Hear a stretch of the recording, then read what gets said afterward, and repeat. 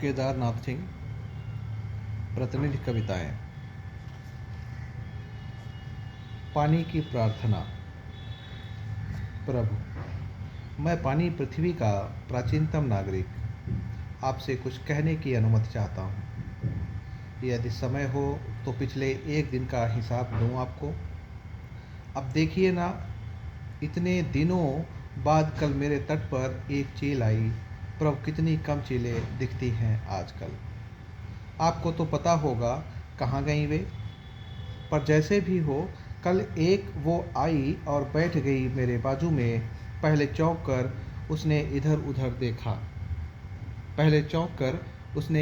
उधर देखा, फिर अपनी लंबी चोंच गड़ा दी मेरे सीने में।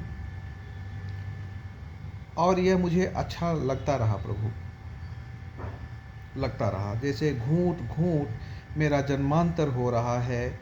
एक चील के कंठ में, कंठ से रक्त में, रक्त से फिर नई चील में, फिर काफ़ी समय बाद। दिन के कोई तीसरे पहर एक जानवर आया, हकासा पियासा, और मुझे पीने लगा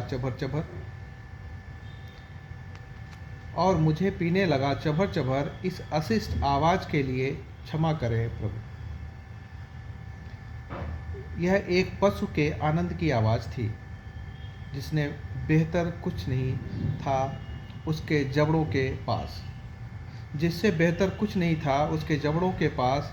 इस बीच बहुत से चिड़ै चुनमुन मानुस अमानुस सब गुजरते रहे मेरे पास से होकर। बल्कि एक बार तो ऐसा लगा कि सूरज के सातों घोड़े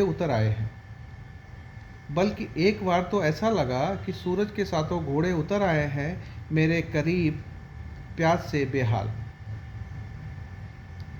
पर असल में जो आया वह एक चरवाहा था।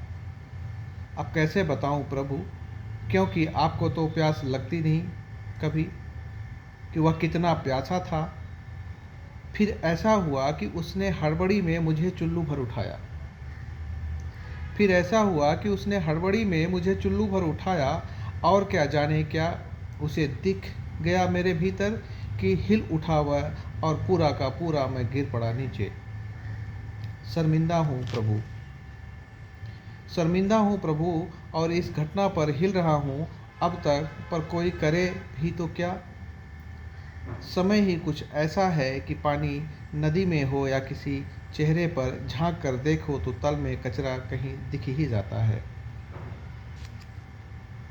अंत में प्रभु, अंतिम लेकिन सबसे ज़रूरी बात, वहाँ होंगे मेरे भाई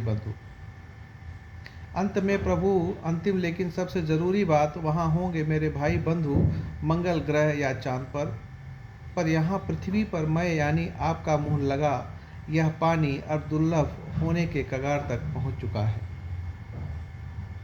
पर चिंता की कोई बात नहीं, यह बाजारों का समय है और वहाँ किसी रहस्यमय स्रोत से मैं हमेशा